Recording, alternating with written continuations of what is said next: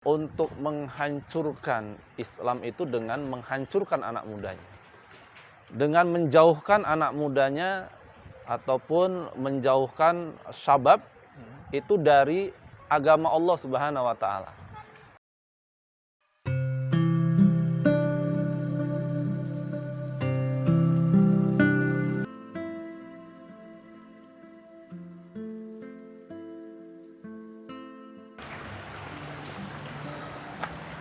Assalamualaikum Ustaz.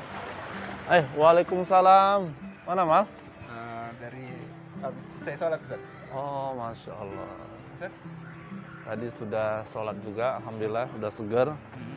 Lihat-lihat ikan dan taman-taman yang ada di sini Mal. Oh gitu Ustaz. Ini Masjid Raya Kota Siantar. Iya. Allah. Jadi sendiri Ustaz? Lagi sendiri sekarang. Bentar lagi jumpa istri insya Allah. Jadi gini Ustaz, mau nanya saat ini tentang kondisi saat ini Ustaz. Boleh. Saya ingin tanya Ustaz, gimana pemuda itu menurut pandangan Ustaz? Jadi pemuda itu adalah kunci daripada kebaikan yang ada di dunia ini. Kenapa kunci daripada kebaikan? Karena anak-anak muda lah yang akan menggantikan orang-orang tua atau orang-orang dewasa yang sekarang ini memimpin bangsa, memimpin agama dan semua lini yang ada. Maka apabila anak muda kita rusak, hancur, maka hancurlah negara, hancurlah agama, hancurlah semuanya. Karena kita akan kehilangan generasi. Nah, jadi sangat penting peran anak muda.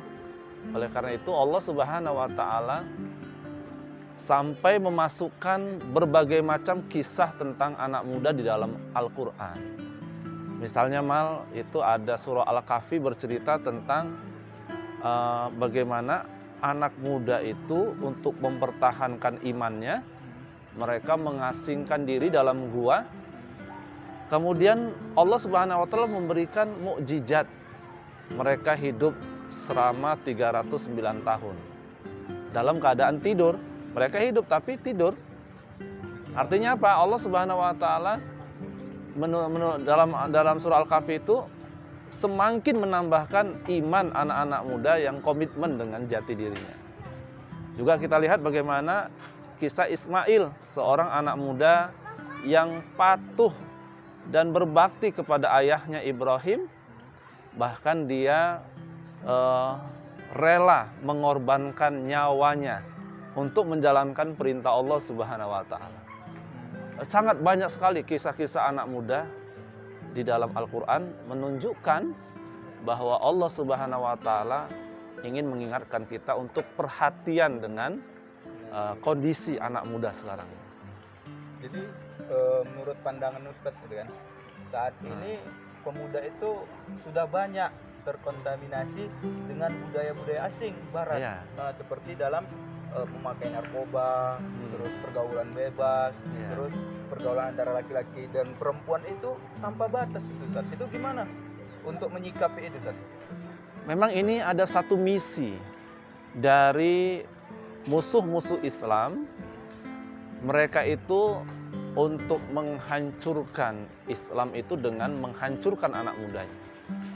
Dengan menjauhkan anak mudanya ataupun menjauhkan syabab itu dari agama Allah Subhanahu wa taala.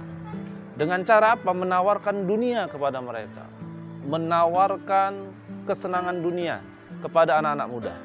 Lewat musik-musik yang hingar-bingar, lewat pergaulan bebas, lewat narkoba, lewat tontonan-tontonan yang mengundang syahwat. Sehingga anak-anak muda kita lebih cenderung kepada kesenangan-kesenangan dunia, lupa dengan nasib ataupun lupa dengan amalan-amalan akhirat. Kita lihat Mal, masjid sepi tapi tempat hiburan ramai. sekali, Ustaz. Ya, tempat dugem rame, kafe-kafe rame. Sementara tempat-tempat ibadah sunyi. Agaknya sudah mulai berhasil mereka mengambil aset daripada anak-anak muda kita. Jadi anak-anak muda kita sudah kehilangan jati dirinya. Oleh karena itu ini sangat penting sekali ulama-ulama kita, semua kita selamatkan anak-anak muda kita dari budaya-budaya barat yang hedonistik, ya, mereka hidupnya hanya berhura-hura, bersenang-senang. Makanya Allah Subhanahu wa taala ingatkan kepada kita, qu anfusakum wa ahlikum naro. Pelihara diri dan keluarga. Ini berawal dari keluarga, Mal.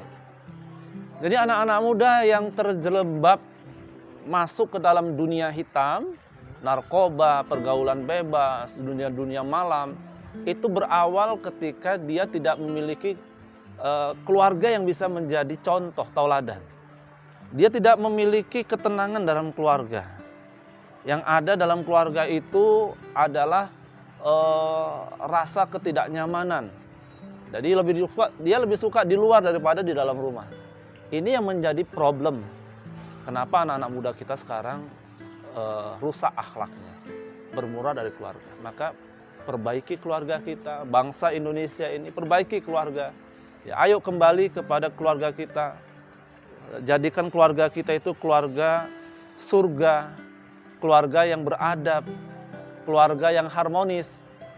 Dengan harmonisnya keluarga, anak-anak muda kita akan selamat. Berarti memang betul ya Ustaz. Berarti saat ini itulah saran untuk anak muda supaya biar tidak masuk ke budaya-budaya asing. Iya. Jadi Ustaz, untuk mencapai kunci kesuksesan anak muda itu apa yang perlu diperbuat oleh anak-anak muda saat ini, Ustaz? Ya. Ada 3 yang harus dilakukan anak-anak muda kita. Yang pertama, kuatkan hubungan dengan Allah Subhanahu wa taala. Ya, iman. Makanya ketika Allah bercerita tentang anak muda yang luar biasa di dalam Al-Qur'an, dikaitkan Allah dengan keimanan. Keimanan itu pondasi awal agar anak-anak muda kita tidak goyang dengan situasi dan kondisi yang ada di zaman ini. Nah, jadi perkuat iman. Yang kedua, berilmu. Ilmu. Karena faqidu syai' la yu'ti, orang yang nggak punya ilmu tidak akan bisa melakukan apa-apa. Jadi harus ada ilmu yang dimiliki oleh anak muda kita. Ya. Yang ketiga, agar sukses anak muda kita harus punya skill, punya keahlian. Siapa yang punya keahlian, maka dia akan berharga. Makanya Allah Subhanahu wa taala Rasulullah SAW menyebutkan dalam hadisnya, sesungguhnya Allah menyukai amalan yutqinahu. Idza amila amaluhu yutqinahu. Sesungguhnya Allah menyukai satu amal yang apabila dilakukan, mereka melakukan dengan keahlian, dengan skill yang bagus. Maka pesan saya kepada semua anak muda di Indonesia khususnya, jadilah seorang ahli, ya, di bidang apapun. Fokus pada satu keahlian. Karena orang yang memiliki keahlian, kekhususan, skill, maka dia akan memiliki peran yang besar di bangsa Indonesia ini. Jadi saya memimpikan ke depan anak-anak muda kita memiliki keahlian masing-masing. Sehingga nanti anak-anak muda kita bisa membuat pesawat,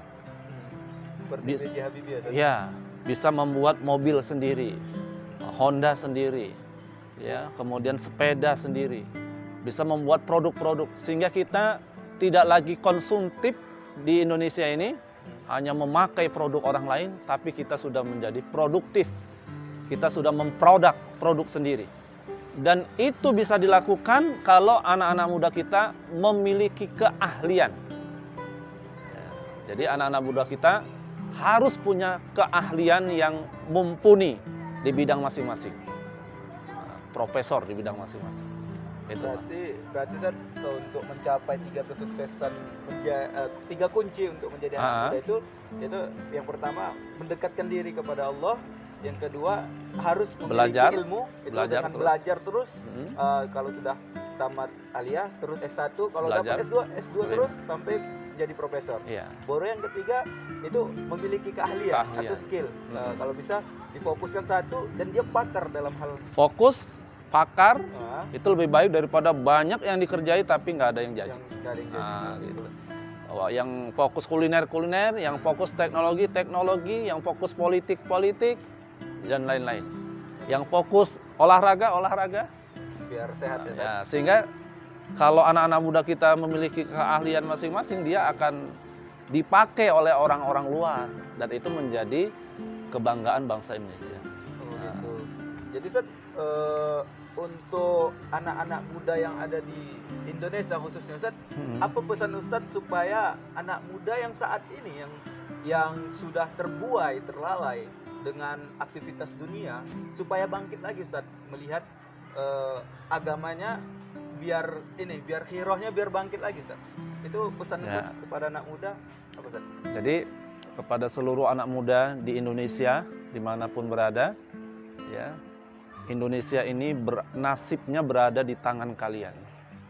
Maka apabila kalian ingin Indonesia ke depan lebih baik, bahkan Indonesia ke depan menjadi negara yang terbesar, yang paling berpengaruh, superpower, karena itu ada potensinya di Indonesia, secara alam Indonesia unggul, secara berbagai macam etnis yang saling beragam, Bhinneka Tunggal Ika, kita punya punya akhlak yang mulia, pribadi yang mulia.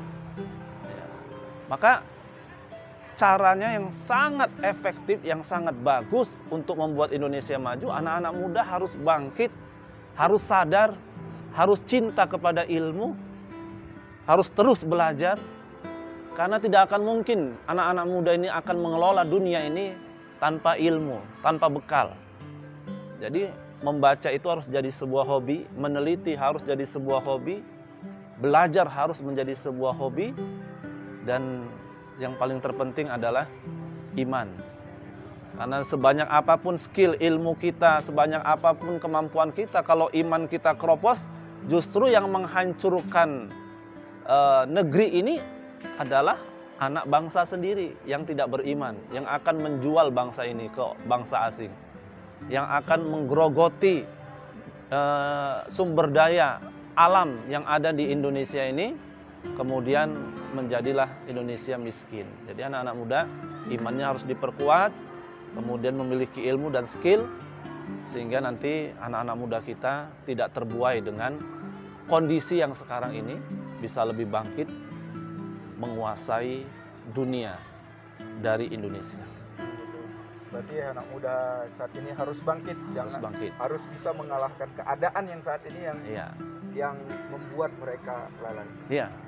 Dan saya yakin dan percaya suatu saat Indonesia ini menjadi negara terbesar di dunia, negara yang akan menjadi contoh bagi negara-negara lain dari berbagai macam aspek, mulai dari anak-anak muda yang sekarang ini akan bangkit memimpin Indonesia. Itu malah.